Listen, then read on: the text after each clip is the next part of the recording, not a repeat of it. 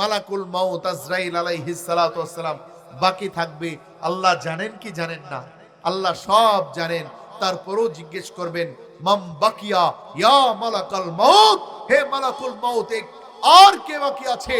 আল্লাহর এই কথা শোনার পর মালাকুল মাউত আজরাইল আলাইহিস সালাতু ওয়াস সালাম মৃত্যুর ভয়ে থরথর করে কাঁপতে থাকবে আর বলবে, আয় আল্লাহ, আপনার ফেরেশতা, আমি মালাকুল মাউত বাকি আছি আর আপনি বাকি আছেন, আপনি চিরঞ্জীব, আপনার কখনো মৃত্যু হবে?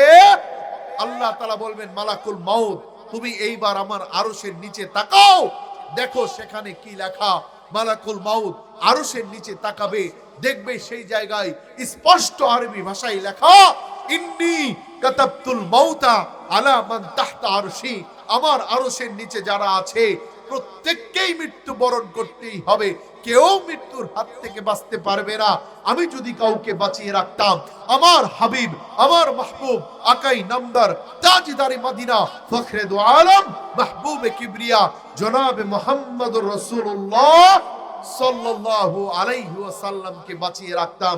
আমার হাবিবি যেহেতু দুনিয়াতে নাই, সুতরাং আমার আরশের নিচে আর কেউ বেঁচে থাকতে পারবে?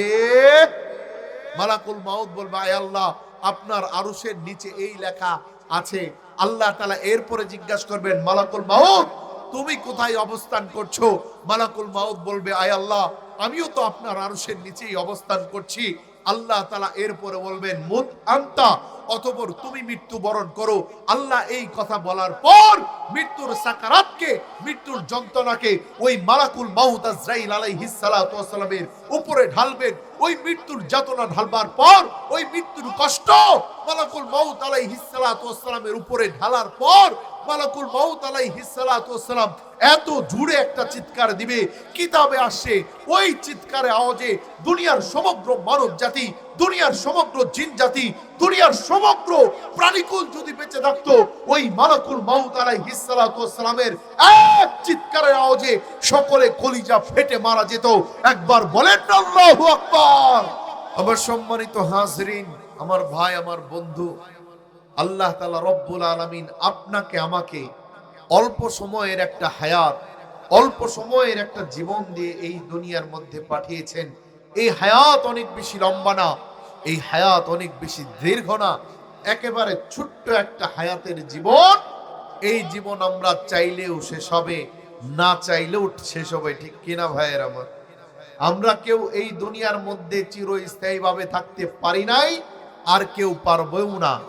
আর আল্লাহ তাআলাই তার চিরাচরিত বিধান জানিয়ে দিয়েছেন, কুল্লু নাফসিন যায়িকাতুল মাউত, প্রত্যেক প্রাণীকেই মৃত্যুর স্বাদ গ্রহণ করতেই হবে, কেউ মৃত্যুর হাত থেকে বাঁচতে পারবে? দুনিয়া থাকার জায়গা না, দুনিয়াতে থাকা যাবে না। আর আমাদের কখন, কোথায়, কিভাবে মৃত্যু হবে আমরা কেউ বলতে পারি না। বলতে পারে একজন, চিৎকার মেরে বলতে হবে, তিনি কে? আল্লাহ তাআলাই বলতে পারে, আর কেউ বলতে পারে না। আমরা দুনিয়াতে আসার একটা সিরিয়াল দেখি, আগে দাদা আসে, এরপরে পিতা আসে, এরপরে সন্তান আসে, কিন্তু দুনিয়া থেকে চলে যাওয়ার কোন সিরিয়াল, দাদার আগে নাতিনের ইন্তেকাল হয়ে যায়। এরকম ঘটনা আমাদের সমাজের মধ্যে ঘটে কি ঘটে না? অসংখ্য ঘটনা আছে। কেননা আল্লাহ তাআলা তার কালামে পাকের মধ্যে জানিয়ে দিয়েছেন, আল্লাহ তাআলা বলে দিয়েছেন, পাঁচটি জিনিসের কথা, পাঁচটি এলেমের কথা, পাঁচটি জ্ঞানের কথা কেবলমাত্র শুধুমাত্র আল্লাহ তাআলাই জানেন, আল্লাহ ব্যতীত আর কেউ জানে?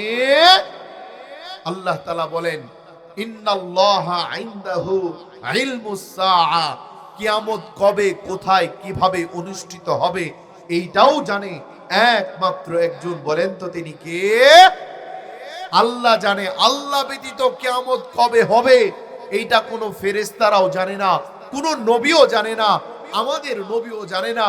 তবে আমাদের নবী কিছু আলামত বলে গিয়েছেন, যে আলামত গুলোর মাঝে আপনা বুঝতে পারি যে কিয়ামত আর বেশি দেরি। হাদিসের মধ্যে যত আলামতের কথা আসছে, এই আলামত গুলো আবার দুই প্রকার। বলেন তো কয় প্রকার? আর একটু আওয়াজ দিতে হবে, বলেন তো কয় প্রকার? দুই প্রকার। এক ধরনের আলামত আছে ছোট ছোট আলামত, আর কিছু আছে বড় আলামত।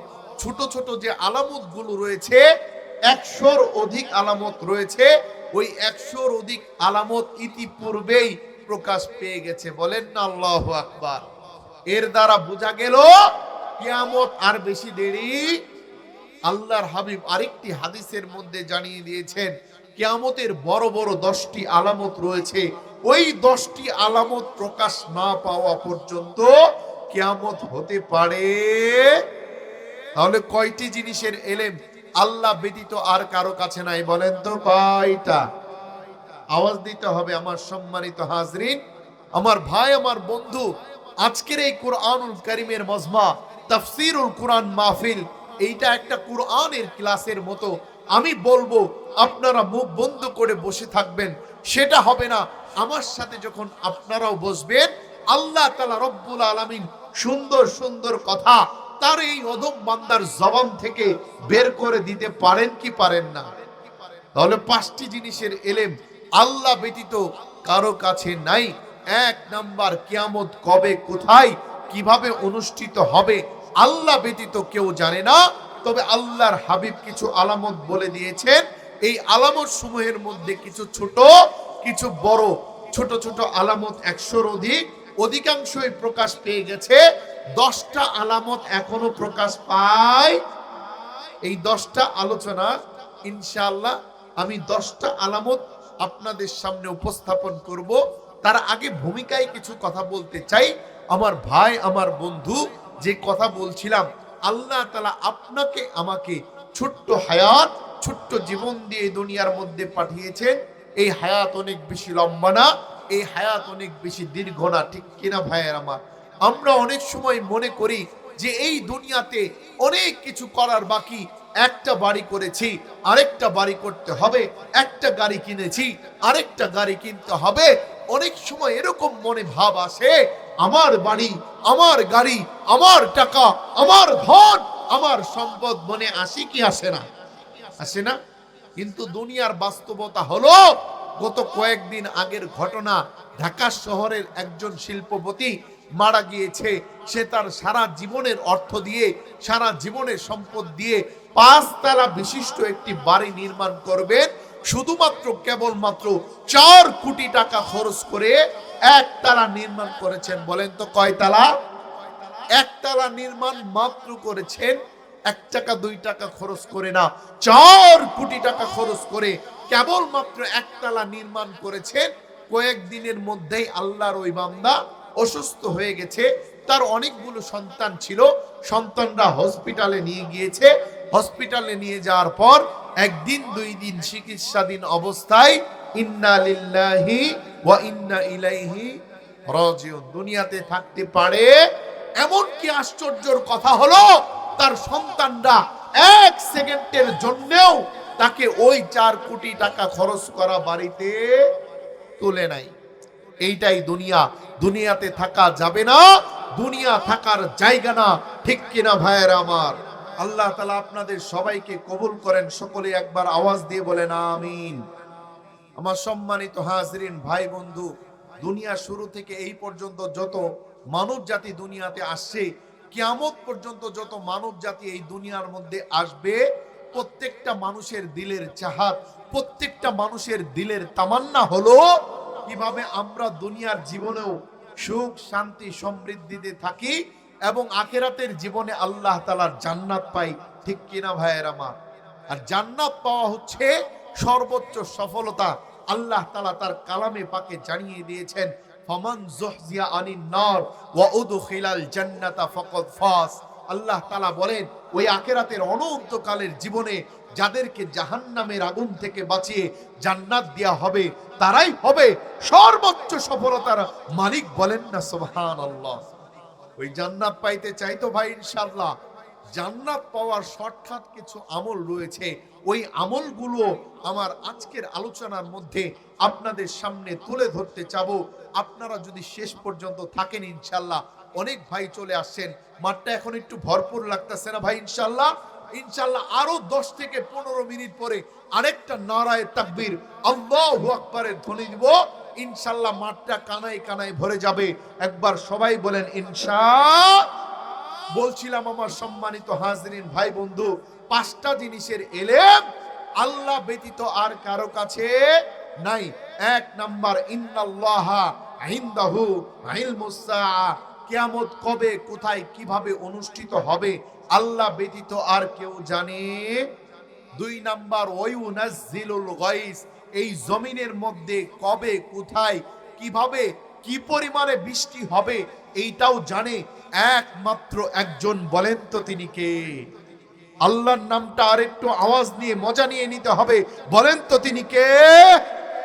যখন আল্লাহর কোন বান্দা আল্লাহর জমিনের মধ্যে আল্লাহ তাআলাকে আল্লাহ বলে একবার ডাক দেয়, আল্লাহ তাআলা 70 বার তার জবাব দেন। বলেন না সুবহানাল্লাহ। আল্লাহ তাআলা বলতে থাকে, লাব্বাইক ইয়া আবদি, লাব্বাইক ইয়া আবদি, ও আমার বান্দা আমি হাজির আছি, তোমার কি প্রয়োজন আমাকে বলো, আমি তোমার প্রয়োজন পুরা করে দিব। বলেন না সুবহানাল্লাহ। তাহলে এই দুনিয়ার মধ্যে কবে কোথায় কি পরিমাণে বৃষ্টি হবে এইটাও জানে আল্লাহ তাআলা, আল্লাহ ব্যতীত কেউ জানে না। আমরা অনেক সময় লক্ষ্য করি, অনেক সময় দেখি আসমানে কালো মেঘ ছেয়ে যায়। ওই কালো মেঘ ছেয়ে যাওয়ার পরে আমরা মনে করি একটু পরেই হয়তো মুষলধারে বৃষ্টি হয়ে জমিনটা প্লাবিত হয়ে যাবে, কিন্তু একটু পরে আল্লাহ তাআলা মৃদুমন্দ একটা বাতাস দেন, ওই বাতাসের কারণে কালো মেঘটা সরে যায়, একটা বৃষ্টির কণাও এই জমিনের মধ্যে পতিত হয় না। বলেন না ঠিক কিনা? বৃষ্টি দেওয়ার মালিক কে? কখন কি পরিমাণে হবে এইটাও আল্লাহ তাআলাই জানেন, আল্লাহ ব্যতীত কেউ জানে না। ওয়ায়ুনাজ্জিলুল গায়স ওয়া ইয়ালামু মা ফিল আরহাম। 3 নাম্বার হচ্ছে মায়ের পেটের মধ্যে, মায়ের জঠরের মধ্যে সন্তান কালো হবে না ফর্সা হবে, সন্তান ছেলে হবে না মেয়ে হবে, সন্তান নেককার হবে না বদকার হবে, জানে একমাত্র একজন। বলেন তো তিনি কে? আল্লাহ জানে, আল্লাহ ব্যতীত কেউ জানে। ওয়ায়ুনাজ্জিলুল গায়স ওয়া ইয়ালামু মা ফিল আরহাম ওয়া মা তাদরি নাফসুম বিআইয়ি আরদিন তামুত ওয়া মা তাদরি নাফসুম মাযা তাকসিবু গাদা।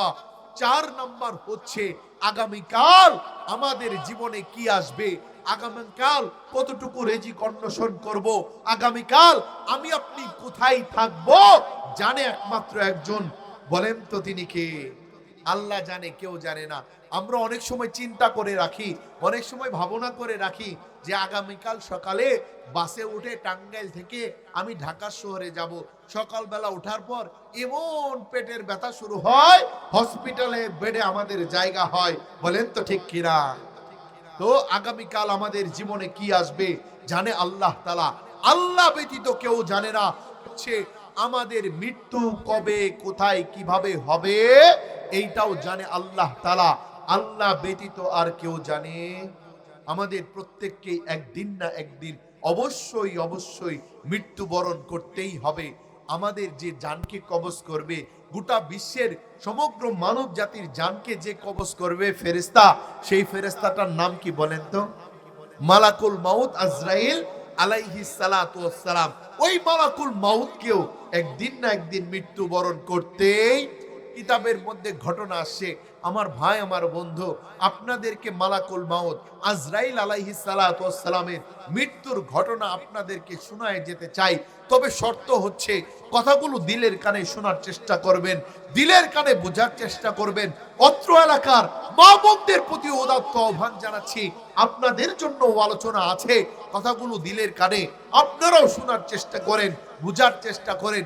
এই দুনিয়ার মধ্যে এমন একটা সময় চলে আসবে, আল্লাহ তাআলার হুকুমে মালাকুল মাউত আজরাইল আলাইহিস সালাতু ওয়াস সালাম দুনিয়ার সমস্ত মানব জাতির মৃত্যু দিয়ে দিবেন, সমস্ত জিন জাতির মৃত্যু দিয়ে দিবেন, সমস্ত প্রাণীকুলেরও মৃত্যু দিয়ে দিবেন।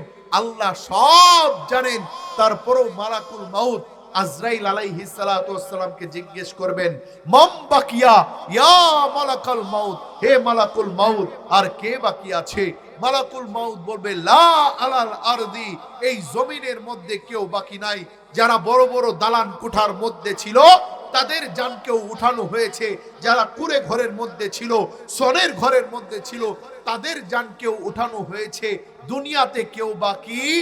আপনার সাত আসমানের ফেরেশতারা বাকি আছে, আপনার আরশ বহনকারী 8 জন ফেরেশতা বাকি আছে, আমরা চারজন বাকি আছি। ওয়া আনতা হাইয়ুন আল্লাতী লা তামুত, আর আপনি চিরঞ্জীব, আপনার কখনো মৃত্যু হবে? আল্লাহ তাআলার কখনো মৃত্যু হবে? আল্লাহ তাআলার কখনোই মৃত্যু হবে না। ঠিক কিনা ভাইয়ের আমার? আল্লাহ তাআলা এরপরে ঘোষণা করে দিবেন, সাত আসমানের মধ্যে যত ফেরেশতা আছে সমস্ত ফেরেশতাদের মৃত্যু দিয়ে দাও।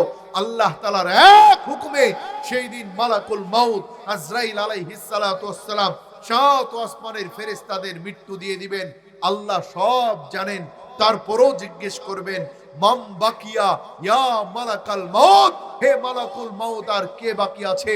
মালাকুল মাউত বলবে, লা আলাল আরদি ওয়ালা আলাস সামা, জমিনেও কেউ বাকি নাই, দুনিয়াতেও কেউ বাকি নাই, এবং সাত আসমানে যারা ছিল তাদেরকেও মৃত্যু দেওয়া হয়েছে, সাত আসমানের মধ্যেও কেউ বাকি নাই। আপনার আরশ বহনকারী 8 জন ফেরেশতা বাকি আছে, আর আমরা 4 জন বাকি আছি। আমি মালাকুল মাউত আজরাইল আলাইহিস সালাতু ওয়াস সালাম, জিবরাইল আলাইহিস সালাতু ওয়াস সালাম, মিকাইল আলাইহিস সালাতু ওয়াস সালাম, ইসরাফিল আলাইহিস সালাতু ওয়াস সালাম, আমরা এই 4 জন। ওয়া আনতা হাইয়ুন আল্লাতী লা তামুত, আর আপনি চিরঞ্জীব, আপনার কখনো মৃত্যু হবে? আল্লাহ তাআলার কখনো মৃত্যু হবে? আল্লাহ তাআলার কখনোই মৃত্যু হবে না।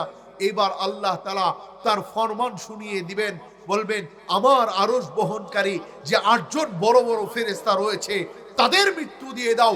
আল্লাহ তাআলার এক হুকুমে মালাকুল মাউত আজরাইল আলাইহিস সালাতু ওয়াস সালাম ওই বড় বড় 8 জন ফেরেশতার মৃত্যু দিয়ে দিবে। আল্লাহ সব জানেন, তারপরেও জিজ্ঞেস করবেন, মাম বাকিয়া, হে মালাকুল মাউত, আর কে বাকি আছে? মালাকুল মাউত বলবে, আমরা 4 জন, আর আপনি, আপনার কখনো মৃত্যু হবে? এরপর আল্লাহ তাআলা বলবেন, ফালিয়ামুত জিবরাইল ও মিকাইল ও ইসরাফিল আলাইহিস সালাতু ওয়াস সালাম, জিবরাইলের মৃত্যু দিয়ে দাও, মিকাইলের মৃত্যু দিয়ে দাও, ইসরাফিলের মৃত্যু দিয়ে দাও।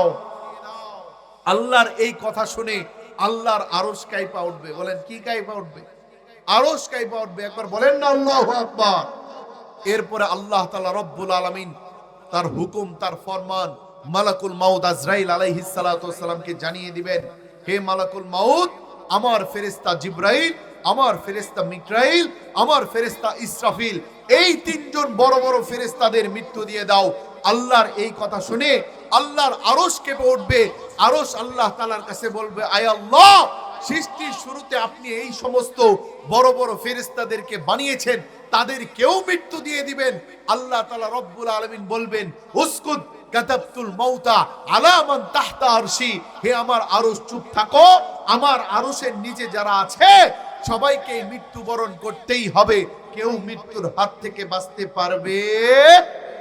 আল্লাহ তাআলার এক হুকুমে মালাকুল মাউত আজরাইল আলাইহিস সালাতু ওয়াস সালাম জিবরাইলের মতো ফেরেশতাকে মৃত্যু দিয়ে দিবেন, ইসরাফিল আলাইহিস সালাতু ওয়াস সালামের মতো ফেরেশতাকে মৃত্যু দিয়ে দিবেন, মিকাইল আলাইহিস সালাতু ওয়াস সালামের মতো ফেরেশতাকে মৃত্যু দিয়ে দিবেন। বাকি থাকবে একজন ফেরেশতা। বলেন তো তিনি কে? মালাকুল মাউত আজরাইল আলাইহিস সালাতু ওয়াস সালাম বাকি থাকবে। আল্লাহ জানেন কি জানেন না?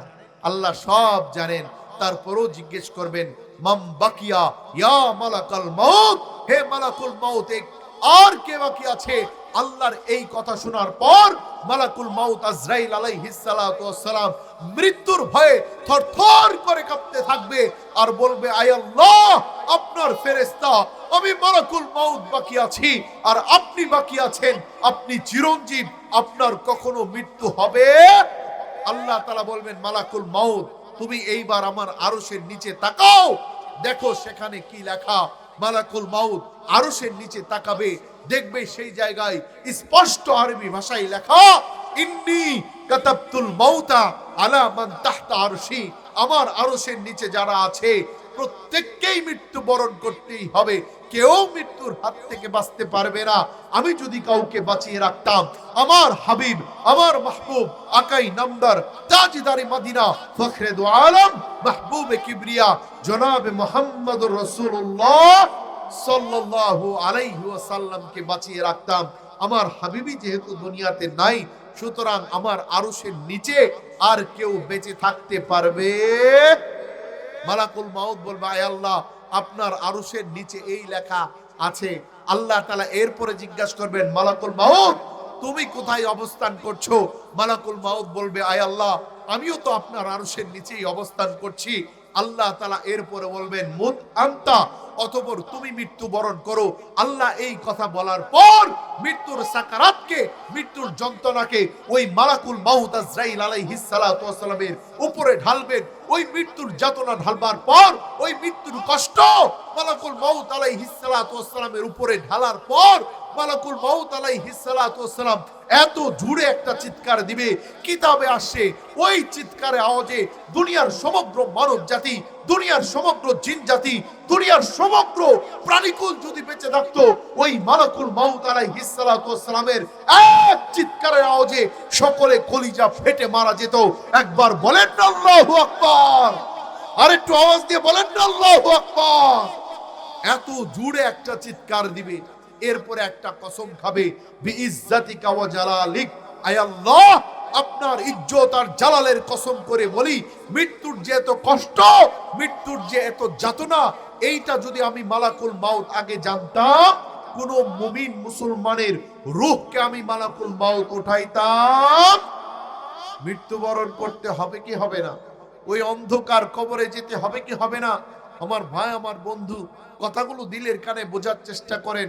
পায়ে হাত রেখে বলি, আমি যে মৃত্যুবরণ করব, আমাকে যে মাটির মধ্যে দাফন করা হবে, কিতাবের মধ্যে আসে ওই মাটি প্রতিদিন আমাকে আপনাকে ডেকে ডেকে বলে, আরে আল্লাহর বান্দা, আমি কবর সাপ বিচ্ছুর ঘর, আমি কবর পোকামাকড়ের ঘর, আমি কবর অন্ধকারের ঘর। দুনিয়াতে তোমার সাথী আছে, তোমার ঘরে বাতি আছে, এই কবরের মধ্যে না সাথী থাকবে না বাতি থাকবে। ওই কবরে আমাদের প্রত্যেককেই যেতে হবে, ঠিক কিনা ভাইয়ের আমার? ওই কবরে যাওয়ার আগে কবরের প্রস্তুতি নেওয়া দরকার আছে না নাই?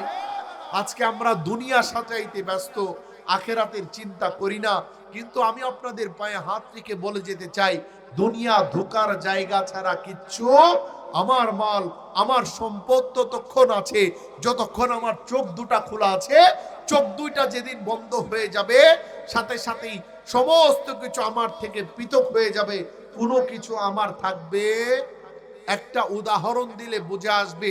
একজন অ্যাম্বুলেন্সের ড্রাইভার একটা ভিডিও ধারণ করে সোশ্যাল মিডিয়ার মধ্যে দিয়েছিল।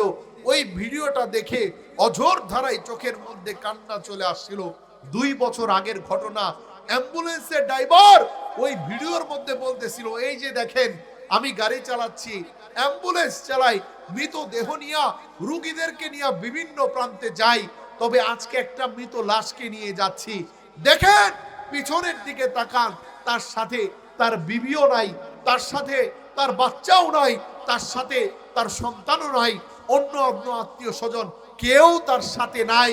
তবে আমাদের গাড়ির সামনে আরেকটা গাড়ি আছে, দেখেন ওই গাড়িটা এসি গাড়ি, ওই গাড়ির মধ্যে তার বিবিও আছে, ওই গাড়ির মধ্যে তার বাচ্চাও আছে, অন্য অন্য আত্মীয় স্বজনরাও আছে, কেউ তার সাথে যাইতে রাজি না।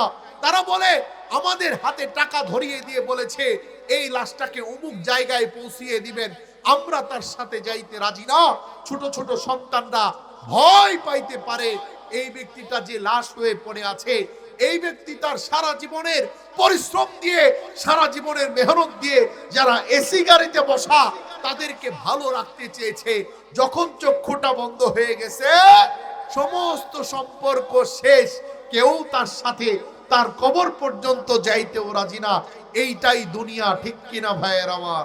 দুনিয়া ধোকার জায়গা ছাড়া কিচ্ছু না, দুনিয়া থাকার জায়গা না, দুনিয়াতে থাকা যাবে না। আমরা প্রত্যেককেই কবরে যাইতে হবে।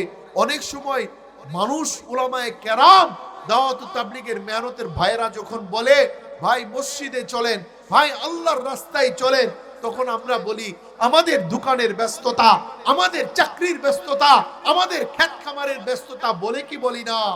আমাদের এই সমস্ত ব্যস্ততা একদিন শেষ হবে। কিতাবের মধ্যে আসে মানুষ যখন মারা যায়, ওই মানুষটা মারা যাওয়ার সময় ফেরেশতারা তার কানের কাছে আইসা একটা কথা বলে, যে কথা কেউ শুনতে পায় না, শুধু ওই ফেরেশতা শুনতে পায় আর ওই মৃত ব্যক্তি শুনতে পায়। বলেন না আল্লাহু আকবার। ফেরেশতা আইসা কি বলে, আশ্চর্য হয়ে যাবেন। যখন কোনো ব্যক্তি মারা যায়, ফেরেশতারা আল্লাহর ওই বান্দার কানের কাছে এসে বলে, বান্দা আইনা শুগুল, কোথায় গেল তোর ব্যস্ততা, কোথায় গেল ব্যস্ততা? তুই না বলতি তোর চাকরির ব্যস্ততা, তুই না বলতি তোর দোকানের ব্যস্ততা, তুই না বলতি তোর ক্ষেত খামারের ব্যস্ততা, তুই না বলতি তোর গরু বাছুরের ব্যস্ততা, আজকে তোর ব্যস্ততা গেল কোথায়? ওই ব্যক্তি কথা বলতে পারবে, ফেরেশতাই জানিয়ে দিবেন আজকে থেকে তোর সমস্ত ব্যস্ততা শেষ, তোর হাতে আর তোর দোকানের শাটার খুলবে না, তোর হাতে তোর জমিনের মধ্যে আর বীজ বপন হবে না, তোর হাতে আর কোনো কাজ হবে না, তোর যে আসল যে ঘাটিগুলা রয়েছে সমস্ত আসল ঘাটিগুলা সামনে পড়ে আছে, ওগুলা মোকাবেলা করতে হবে ইমানের দ্বারা আর আমলের দ্বারা। কথা বলেন ঠিক কিনা? এই দুনিয়া থাকার জায়গা না, দুনিয়াতে থাকা যাবে, দুনিয়া থাকার জায়গা না। আমার ভাই, আমার বন্ধু, আল্লাহ তাআলা তার স্পষ্ট বিধান, চিরাচরিত বিধান জানিয়ে দিয়েছেন, কুল্লু নাফসি যায়িকাতুল মাউত, প্রত্যেক প্রাণীকে মৃত্যুর স্বাদ গ্রহণ করতেই হবে। কেউ মৃত্যুর হাত থেকে বাঁচতে পারবে? আমাদের মৃত্যুর পর আখিরাতের জিন্দেগি শুরু হবে। ওই আখিরাতের জীবনে যারা জান্নাত পাবে তারা সফল কাম, যারা জান্নাত পাবে না তারা নাকাম, তারা কপাল পোড়া, তাদের জন্য কোনো সফলতা। ওই আখিরাতের জীবনে জান্নাত পেতে চাই তো ইনশাআল্লাহ। যদি জান্নাত পেতে চাই, জান্নাত পাওয়ার জন্য যে কাজগুলো করতে হয়, আমলগুলো করতে হয়, করা দরকার আছে না নাই? জান্নাত যদি পেতে চাই, দুইটা সম্পর্কের দরকার আছে। দুনিয়ার অনেক সম্পর্ক, সম্পর্কের একটা মূল্যায়ন আছে। আমি এমপির ভাই, আমি চেয়ারম্যানের ভাই, আমি চেয়ারম্যানের ছেলে, আমি এমপির ছেলে, এই পরিচয়ের একটা দাম দুনিয়ার মধ্যে আছে না নাই? কিন্তু কিয়ামতের ময়দানে দুনিয়ার কোনো পরিচয় পরিচিতি কিন্তু কাজে দিবে, পরিচিতি কাজে দিবে কিয়ামতের ময়দানে দুইটা। বলেন তো কয়টা? দুনিয়ার ময়দানে পরিচিতি কাজে দিবে দুইটা, শুধুমাত্র কেবলমাত্র দুইটা পরিচিতি কাজে দিবে। এই দুইটা পরিচিতি ব্যতীত অন্য কোন পরিচিতি কিয়ামতের ময়দানে কাজে খাটবে? এই দুইটা পরিচিতি আমাদের জানা দরকার আছে না নাই? এক নাম্বার পরিচিতি হচ্ছে সম্পর্ক করতে হবে একমাত্র আল্লাহ তাআলার সাথে, যিনি আসমান বানিয়েছেন, যিনি জমিন বানিয়েছেন, যিনি আপনার আমার এই 3 হাত বডি বানিয়েছেন, ওই রবের সাথে যদি সম্পর্ক করতে পারি, রব আপনার আমার দুনিয়ার জীবনকেও সুন্দর করে দিবেন, আখিরাতের অনন্তকালের জীবনে জান্নাতুল ফিরদাউসের মালিক বানিয়ে দিবেন। একবার জোরে বলেন না সুবহানাল্লাহ। সম্পর্ক করেছিলেন আল্লাহ রসুলের একজন সাহাবী, হাবশী গোলাম বেলাল রাদিয়াল্লাহু তাআলা আনহু। বংশীয় মর্যাদা ছিল না, টাকা পয়সা ছিল না, ধন দৌলত ছিল না, চেহারা সুন্দর ছিল না, কণ্ঠ ভালো ছিল না, কিন্তু সম্পর্ক ছিল একমাত্র একজনের সাথে। বলেন তো তিনি কে? আল্লাহ তাআলার সাথে সম্পর্ক ছিল। আল্লাহ তাআলা ইজ্জত বাড়িয়েছেন, সম্মান বাড়িয়েছেন। কেমন বাড়িয়েছেন আপনাদেরকে শোনায় যেতে চাই। আল্লাহ রসুল বলেন, বেলাল তুমি কি এমন আমল করো, আমি যখন জান্নাতে বিচরণ করি বেলাল, জান্নাতে আমার চলার আগে বেলাল তোমার পায়ের চলার শব্দ শুনতে পাই। বলেন না সুবহানাল্লাহ। শুধু এখানেই শেষ না, একবার রমজান মাস আল্লাহ রসুল সেহরি খাচ্ছিলেন, সেহরি খাচ্ছেন, বেলাল রাদিয়াল্লাহু আনহু ওই সময় মসজিদে নববীর মুয়াজ্জিন ছিলেন, আজান দিতেন। বেলাল রাদিয়াল্লাহু আনহু আল্লাহ রসুলের ঘরে আসলেন, আসার পরে দেখলেন আল্লাহ রসুল সেহরি খাচ্ছেন। বেলাল বললেন, ইয়া রাসূলুল্লাহ, সুবে সাদিক হয়ে যাবে যাবে অবস্থা, আপনি সেহরি খাওয়া বন্ধ করে দেন। এরপরে বেলাল চলে গেলেন, একটু পর আবার আসলেন, বললেন, ইয়া রাসূলুল্লাহ, ইয়া হাবিবাল্লাহ, আপনি এখনো খাচ্ছেন, খাওয়া বন্ধ করে দেন, সুবে সাদিক হয়ে যাবে যাবে অবস্থা। একটু পরে চলে গেলেন, আবার আসলেন, আসার পরে দেখলেন তখনও আল্লাহর হাবিব খাচ্ছেন। এইবার বেলাল রাদিয়াল্লাহু আনহু কসম খাইলেন, আল্লাহর কসম, ইয়া রাসূলুল্লাহ, ইয়া হাবিবাল্লাহ, সুবে সাদিক হয়ে গেছে। আল্লাহর রাসূল লুকমা উঠিয়েছিলেন, সাথে সাথেই নিচে রেখে দিয়েছেন। বলেন না সুবহানাল্লাহ। এইবার আল্লাহর হাবিব বেলালকে বলছেন, বেলাল আমি আল্লাহর হাবিব যতক্ষণ পর্যন্ত সেহরি খাইতাম, আমার রব আমার খাতিরে সুবে সাদিক করতেন কিন্তু বেলাল তুমি যেহেতু কসম করেছো, তোমার রব তোমাকে এতটাই পছন্দ করেন, তোমার রব তোমাকে এতটাই ভালোবাসেন, তুমি কসম খাইতে দেরি, তোমার কসমের খাতিরে রব সুবে সাদিক করে দিতে দেরি করে নাই। বলেন না সুবহানাল্লাহ। সম্পর্ক একজনের সাথে, বলেন তো তিনি কে? আল্লাহর তাআলার সাথে সম্পর্ক, ইজ্জত সম্মান বাড়ছে না কমছে? শুধু এখানে না, দুনিয়াতে না, আখিরাতে কতটুকু ইজ্জত দিবেন আমাদেরকে, আমাদের জীবনের হিসাব দিতে হবে কি হবে না? কিন্তু কিয়ামতের ময়দানে আল্লাহ তাআলা রব্বুল আলামিন, আল্লাহ তাআলা রব্বুল আলামিন কিয়ামতের ময়দানে আল্লাহর হাবিবের সাহাবী বেলালকে ডাক দিবেন, বেলাল তুমি আর কি হিসাব দিবা, তোমার আর কি হিসাব নিব? কিয়ামতের ময়দানে দুনিয়ার যত মানব জাতি আসছে সবাই তো তোমার কণ্ঠের আজান শুনে নাই, বেলাল কিয়ামতের ময়দানে একটা আজানই শোনায় দাও। বলেন না আল্লাহু আকবার। শুধু তাই না, কিতাবের মধ্যে আসছে কিয়ামতের ময়দানে সর্বপ্রথম আল্লাহর হাবিব উঠবেন, আল্লাহর হাবিবের আগে কেউ উঠবে না। আল্লাহর হাবিবের ডান পাশ থেকে কিয়ামতের ময়দানে উঠবেন আল্লাহর রাসূলের সাহাবী আবু বকর সিদ্দিক রাদিয়াল্লাহু আনহু, বাম পাশ থেকে উঠবেন ওমর রাদিয়াল্লাহু আনহু। কিয়ামতের ময়দানে আল্লাহর রাসূলের ঠিক পায়ের নিচ থেকে উঠবেন হযরত বেলাল হাবশী রাদিয়াল্লাহু আনহু। আরেকবার বলেন না সুবহানাল্লাহ। মর্যাদা বাড়ছে না কমছে? সম্পর্ক কার সাথে? আল্লাহ তাআলার সাথে সম্পর্ক করা দরকার আছে না নাই? আল্লাহর সাথে সম্পর্ক করতে হবে। আল্লাহর সাথে যদি সম্পর্ক করতে পারি, আল্লাহ আপনার আমার দুনিয়ার জীবনকেও সুন্দর করে দিবেন, আখিরাতের জীবনকেও সুন্দর করে দিবেন। বলেন না সুবহানাল্লাহ। আল্লাহ তাআলার সাথে যদি সম্পর্ক করতে পারি, আল্লাহর জিকিরের মাধ্যমে, কোরআন তেলাওয়াতের মাধ্যমে, মসজিদকে মহব্বত করার মাধ্যমে, মাদ্রাসাকে মহব্বত করার মাধ্যমে, দ্বীনি কাজ করার মাধ্যমে যদি আল্লাহকে রাজি করতে পারি, আল্লাহকে খুশি করতে পারি, আল্লাহ তাআলা রব্বুল আলামিন দুনিয়ার জীবনকেও সুন্দর করবেন, আখিরাতে হিসাবকে সহজ করে দিয়ে তার জান্নাত দান করে দিবেন। বলেন না সুবহানাল্লাহ। আখিরাতে হিসাব হবে 4 ধরনের। বলেন তো কয় ধরনের? 4 ধরনের হিসাব হবে। এক শ্রেণীর মানুষকে আল্লাহ তাআলা বিনা হিসাব নিকাশে তার জান্নাত দান করে দিবেন। বলেন সুবহানাল্লাহ। আরেক শ্রেণীর মানুষকে আল্লাহ তাআলা বিনা হিসাব নিকাশে তার জাহান্নামে নিক্ষেপ করে দিবেন। বলেন নাউজুবিল্লাহ। আরেক শ্রেণীর মানুষের হিসাব আল্লাহ কঠিন করবেন। যাদের হিসাব কিয়ামতের ময়দানে কঠিন হয়ে যাবে, তাদের বাঁচার কোনো উপায় থাকবে। আরেক শ্রেণীর মানুষের হিসাব আল্লাহ তাআলা সহজ করে দিবেন। যার হিসাব সহজ, সে অচিরেই আল্লাহ তাআলার জান্নাতে প্রবেশ করতে পারবে। বলেন না সুবহানাল্লাহ। আমরা মনে করি অনেক বেশি আমল, জান্নাত যদি পেতে চাই মনে হয় অনেক অনেক আমল লাগে। আল্লাহ তাআলা তার কোনো একটা বান্দার যদি ছোট্ট একটা আমলও পছন্দ করে, মহব্বত করে ফেলে, তার হিসাবটা যদি সহজ করে দেয়, তাকে যদি রব জান্নাতে দিয়ে দেয়, আল্লাহর কোনো ক্ষতি হবে? আর 500 বছরের ইবাদত দিয়েও আল্লাহ তাআলা জান্নাতে যেতে পারবে না। বুখারীর একটা বর্ণনা আসে, আপনাদেরকে শোনায় যেতে চাই। শোনার জন্য রাজি আছেন তো ইনশাআল্লাহ?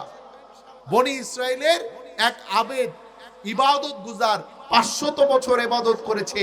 বলেন তো কয়শত বছর? 500 বছর। তাও আবার যেনতন ইবাদত না, ইবাদত করার জন্য সমুদ্রের মধ্যেখানে একটা ছোট্ট দ্বীপ, ওই দ্বীপের মধ্যে গিয়েছেন যাতে করে কোনো ব্যক্তি তাকে ইবাদতের মধ্যে বাধা সৃষ্টি করতে না পারে। বলেন না আল্লাহু আকবার। ওই দ্বীপের মধ্যে আল্লাহ তার ওই বান্দার জন্য আনারের গাছের ব্যবস্থা করে দিয়েছেন, মিষ্টি পানির ব্যবস্থা করে দিয়েছেন। আনার খায় আর ইবাদত করে, মিষ্টি পানি খায় আর আল্লাহর ইবাদত করতে পারে। 1-2 দিনের ইবাদত না, 500 বছরের ইবাদত। কিতাবের মধ্যে আসছে আল্লাহর এই বান্দাকে কিয়ামতের ময়দানে বলা হবে, তুমি আল্লাহর দয়া, মেহেরবানি আর ভালোবাসায় আল্লাহর জান্নাতে প্রবেশ করো। আল্লাহর এই বান্দা বলবে, আল্লাহর দয়া মেহেরবানিতেই যদি জান্নাতে যেতে হয়, আমার 500 বছরের ইবাদত গেল কোথায়? বলেন না নাউজুবিল্লাহ। 500 বছরের ইবাদত গেল কোথায়? আল্লাহ তাআলার পক্ষ থেকে আবারও ফরমান শুনিয়ে দেওয়া হবে, তুমি আল্লাহর দয়া, মেহেরবানি আর ভালোবাসায় আল্লাহর জান্নাতে প্রবেশ করো। ওই আল্লাহর বান্দা আবার বলে উঠবে, আল্লাহর দয়াতেই যদি জান্নাত পেতে হয়, আমার 500 বছরের ইবাদত গেল কোথায়? আল্লাহ তাআলা বন্দে, বান্দা হিসাব দিয়ে জান্নাতে পেতে চাও? আল্লাহর ওই বান্দা বলবে হ্যাঁ আল্লাহ, হিসাব দিয়েই জান্নাতে যেতে চাই। আল্লাহ তাআলা ওই বান্দাকে বুঝিয়ে বলবেন, বান্দা তুমি যে তোমার মায়ের পেট থেকে জন্মগ্রহণ করেছো, ওই সময় আমি রব যদি তোমাকে একটা চোখ না দিতাম, তুমি কি 500 বছরের ইবাদত দিয়ে একটা চোখ কিনতে পারতা? আল্লাহর ওই বান্দা বলবে না আল্লাহ, 500 বছরের ইবাদত দিয়ে একটা চোখ কিনতে পারতাম না। আল্লাহ তাআলা এরপরে শুনিয়ে দিবেন, বান্দা তোমাকে যে আমি রব, তোমার জন্মের সময় তোমাকে একটা চোখ দান করেছি, এর জন্য আমি তোমার 500 বছরের ইবাদত নিয়ে নিলাম। আরেকটা যে চোখ দিয়েছি, এই চোখের বদলতে আরো 500 বছরের ইবাদত দাও। হাত দিয়েছি, হাতের বদলতে আরো 500 বছরের ইবাদত দাও। আমি তোমাকে দেমাগ দিয়েছি, দেমাগের জন্য আরো 500 বছরের ইবাদত দিয়ে দাও। ওই বান্দা দিতে পারবে? আল্লাহ তাআলা হুকুম শুনিয়ে দিবেন, আমার এই বান্দাকে অর্ধমুখী করে জাহান্নামে নিক্ষেপ করো। বলেন না নাউজুবিল্লাহ। আল্লাহর এই বান্দা এবার বলবে, আয় আল্লাহ, আমার ভুল হয়ে গেছে, আমি আপনার দয়া মেহেরবানি ভালোবাসাতেই আপনার জান্নাত পেতে চাই। বলেন না আল্লাহু আকবার। ওই কিয়ামতের ময়দানে আল্লাহ তাআলার সামনে দাঁড়াইতে হবে কি হবে না? আমাদের এই জীবনের হিসাব আল্লাহ তাআলার সামনে অবশ্যই দিতে হবে। এই জন্য এই দুনিয়াতে আল্লাহ তাআলার সাথে যদি সম্পর্ক করতে পারি, রব দুনিয়ার মধ্যে আপনাকে আমাকে সুখ শান্তিময় একটা জীবন দান করবেন, আখিরাতে রব তার জান্নাতের মালিক আমাদেরকে বানায় দিবেন। বলেন না সুবহানাল্লাহ। ওই জান্নাত পাইতে চাই না ভাই? ইনশাআল্লাহ জান্নাত যদি পাইতে চাই, দুনিয়া আখিরাতে সুখ শান্তি পাইতে চাই, কয়টা পরিচয়ের কথা বলেছিলাম? বলেন তো কয়টা? দুইটা পরিচয়। এক নাম্বার পরিচয় হচ্ছে আল্লাহ তাআলার সাথে সম্পর্ক করতে হবে। দুই নাম্বার পরিচয় পরিচিতি হচ্ছে আল্লাহর হাবিবের আদর্শ অনুযায়ী চলতে হবে। বলেন না ঠিক কিনা? আল্লাহ তাআলা আপনাকে আমাকে এমন একটা নবীর উম্মত বানিয়েছেন, এমন একটা হাবিবের নবীর উম্মত বানিয়েছেন, যে নবী আপনার জন্য আমার জন্য যতটুকু চোখের পানি ঝরিয়েছেন, অন্য কোন নবী তার উম্মতের জন্য এতটুকু চোখের পানি ঝরান নাই। আমার নবী, আপনার নবী আপনার জন্য আমার জন্য দুনিয়াতে চোখের পানি ঝরিয়েছেন, কিয়ামতের ময়দানেও চোখের পানি ঝরাবেন। কিতাবের মধ্যে আসে আল্লাহর হাবিব মৃত্যুর সময়ও আপনাকে ভুলে নাই, আমাকে ভুলে নাই। কিতাবের মধ্যে আসে আল্লাহ রসুলের ওফাতের সময়, মৃত্যুর সময় নিকটবর্তী হয়ে গেলে মালাকুল মাউত আজরাইল আলাইহিস সালাতু ওয়াস সালাম আল্লাহ রসুলের নিকটে আসলেন। আসার পরে বললেন, ইয়া রাসূলুল্লাহ, ইয়া হাবিবাল্লাহ, দুনিয়াতে কোনো মানুষের নিকটে অনুমতি নিতে হয়েছে এরকম কোনো ঘটনা ঘটে নাই, কিন্তু আপনার নিকটে যখন আসি, ইয়া রাসূলুল্লাহ, আমার রব আমাকে জানিয়ে দিয়েছেন আমার হাবিবের নিকটে যাচ্ছ, সালাম দিবা, অনুমতি নিবা, এরপরে প্রবেশ করবা। আমার হাবিব যদি আমার সাথে মোলাকাত করতে চায়, হাবিবকে উঠায় নিয়ে আসবা। হাবিব যদি না আসতে চায়, হাবিবকে উঠাবা না। আল্লাহ রসুল বললেন, আইনা আখি জিবরিল, আগে বলো আমার ভাই জিব্রাইল কোথায়? জিব্রাইলকে ডেকে আনো। জিব্রাইল আলাইহিস সালাতু ওয়াস সালামকে ডেকে আনা হবে। আল্লাহর রসুল দেখবেন জিব্রাইল আলাইহিস সালাতু ওয়াস সালামের চোখে পানি। আল্লাহর রসুল জিজ্ঞেস করবেন, হে জিব্রাইল, তোমার চোখে পানি তো পানি কেন? জিব্রাইল আলাইহিস সালাতু ওয়াস সালাম বলবেন, ইয়া রাসূলুল্লাহ, ইয়া হাবিবাল্লাহ, দুনিয়াতে যত নবী আর রাসূল আসছে সবার নিকটে আমি জিব্রাইল ওহী নিয়ে আসতাম, আর আজকে আপনি শেষ নবী, আপনার পরে আর কোনো নবী আসবে না। আজকে যদি আপনি দুনিয়া থেকে চলে যান, আমার নবুয়তের দরজা বন্ধ হয়ে গেলে ওহীর দরজা বন্ধ হয়ে যাবে, আমি জিব্রাইলের দুনিয়াতে আসা বন্ধ হয়ে যাবে। আমি কাঁদবো না তো কাঁদবে কে? এরপরে জিব্রাইল আলাইহিস সালাতু ওয়াস সালাম দেখলেন আল্লাহ রসুলের চোখে পানি। জিজ্ঞেস করলেন, ইয়া রাসূলুল্লাহ, ইয়া হাবিবাল্লাহ, আপনার চোখে পানি তো পানি কেন? আল্লাহ রসুল বললেন, জিব্রাইল, দেখো মালাকুল মাউত আমার সামনে দাঁড়ানো, আমি অনুমতি দেওয়ার সাথে সাথে মালাকুল মাউত আমার জানকে কবজ করে নিয়ে চলে যাবে, আমার জানের উপরে হাত রাখবে, কিন্তু আমি মুহাম্মদ তো ততক্ষণ পর্যন্ত অনুমতি দিতে পারি না যতক্ষণ না এই কথার উপরে ইতমিনান হব। আমার পরে আমার উম্মতের রাহবার কে হবে, আমার পরে আমার উম্মতকে বুকে জড়ায় কে কাঁদবে, এইটা জানা আগ পর্যন্ত তো আমি মুহাম্মদ অনুমতি দিতে পারি। জিব্রাইল আলাইহিস সালাতু ওয়াস সালাম দৌড়ায় যাবে আল্লাহ তাআলার কাছে, সুসংবাদ নিয়ে আসবে। আসার পর সুসংবাদ শোনাবে, ইয়া রাসূলুল্লাহ, ইয়া হাবিবাল্লাহ, আপনার রব আপনাকে সুসংবাদ শুনিয়ে দিলেন, আপনার মৃত্যুর পরে আপনার উম্মতকে একা ছাড়বেন না। আপনার উম্মতের জিম্মাদারি স্বয়ং আল্লাহ তাআলা নিজেই নিয়ে নিয়েছেন। বলেন না সুবহানাল্লাহ। এই নবীর উম্মত হতে পেরে খুশি না বেজার? শুধু এখানেই শেষ না, কিয়ামতের ময়দানও আপনার নবী, আমার নবী আপনার কথা চিন্তা করবেন, আমার কথা চিন্তা করবেন। আল্লাহর হাবিব যখন কিয়ামতের ময়দানে উঠবে, আল্লাহর হাবিবের আগে কেউ উঠতে পারবে না। জিবরাইল আলাইহিস সালাতু ওয়াস সালাম আল্লাহর হাবিবের কবরের মধ্যে পর মারবে, বলবে কুম ইয়া হাবিবুর রহমান, হে আল্লাহ তাআলার হাবিব আপনি উঠেন। ওই কিয়ামতের কঠিন দিনে আল্লাহ রাসূল যখন কবর ফিরে উঠবে, আল্লাহ রাসূলের চোখে থাকবে পানি, মুখে থাকবে কেবলমাত্র শুধুমাত্র একটা কথা, জিবরিল বলো না আমার উম্মত কোথায়? আইনা উম্মতি। জিবরাইল বলো না আমার উম্মত কোথায়? বলেন না সুবহানাল্লাহ। ওই নবীর উম্মত আল্লাহ আপনাকে বানাইছেন, আমাকে বানাইছেন। শুধু এখানেই শেষ না, ইবনে আব্বাস থেকে রওয়ায়াত, আল্লাহ রাসূলকে জিজ্ঞেস করা হয়েছিল, ইয়া রাসূল আল্লাহ, ইয়া হাবিব আল্লাহ, কিয়ামতের ময়দান তো অনেক কঠিন হবে, অনেক ভয়াবহ হবে। কিয়ামতের ময়দানে আমরা যদি বিপদে পড়ে যাই, আমরা আপনাকে পাবো তো পাবো কোথায়? খুঁজবো তো খুঁজবো কোথায়?